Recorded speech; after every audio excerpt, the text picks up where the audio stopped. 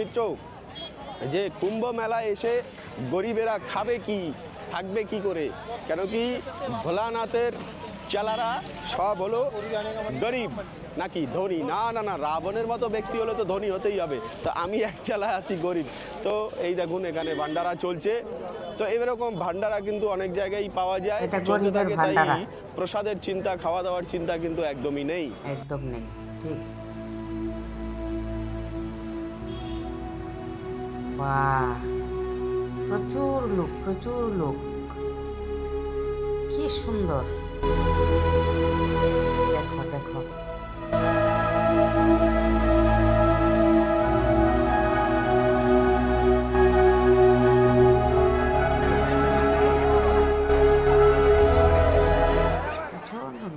দেখুন কত সুন্দরভাবে প্রসাদ সার্ভ করছেন।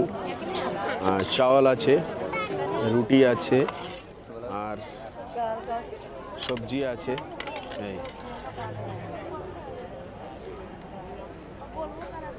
স্থানটা কোথায় বলে দিই মিত্র, স্থানটা হলো এই ডমরু দুয়ার রয়েছে। ডমরু দুয়ারের সোজাসুজি পড়বে সমুদ্র মন্থন দুয়ার। এই যে দেখুন, সোজা গেলে পরে হলো সমুদ্র দুয়ার, মন্থন দুয়ার, আর এই হলো ডমরু দুয়ার। তো এরই মাঝখানে যে এরিয়াটা আছে, এখানে ভান্ডারা হয় অনেক। এই যে এই ভান্ডারার জায়গা। আর এর ভিতর থেকে আবার রাস্তা আছে ওপারে যাওয়ার, যেটা হলো সেক্টর নাম্বার 20। তার পিছনের যে রাস্তাটা আছে সেটাই হলো এটা। তো সেক্টরগুলো কিন্তু এখানে অনেক বড় বড়।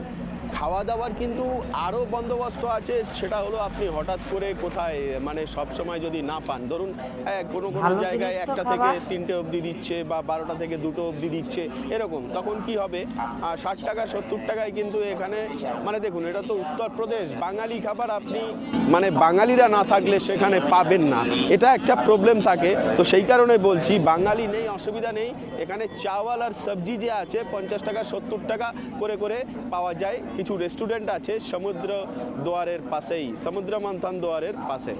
তো এটাও মাথায় রাখতে হবে।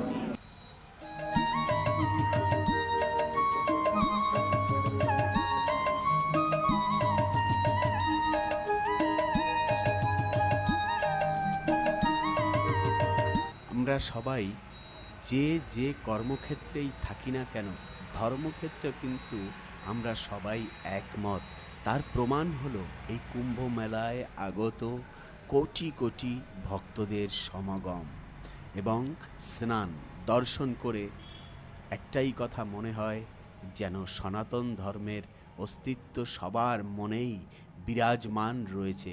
শুধু একটি স্ফুলিঙ্গের প্রয়োজন, যা প্রস্ফুটিত হয়ে একদম অগ্নি দগ্ধ শিখায় সবার হৃদয়ে জ্বলতে থাকে ধর্মের আগুন।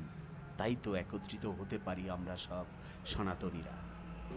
ঠিক ঠিক। হয়তো আমরা বাড়িতে বসে সবাই মিলে একসঙ্গে নাও খাওয়া দাওয়া করতে পারি, কারণ সবাই বিভিন্ন কাজে ব্যস্ত থাকি। তাই একই সময় একই টেবিলে বসে খাওয়াটা কিন্তু হয়ে ওঠে না সবার ক্ষেত্রে। কিন্তু দেখুন, আজ ভারতবাসীদের আনন্দ, সম্পূর্ণ ভারতবর্ষের বিভিন্ন স্থান থেকে একত্র হয়েছেন এই পরিবারেরা।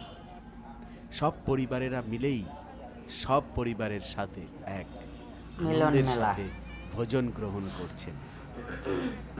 তো এই যারা দেখছেন এখানে দাঁড়িয়ে রয়েছে, কিছু লোক বসে গিয়েছেন আর কিছু দাঁড়িয়ে রয়েছেন। এনারা লাইন দিয়ে আছেন আর কি। এক গ্রুপ উঠলে পরে আর এক গ্রুপ বসে পড়বে সঙ্গে সঙ্গে।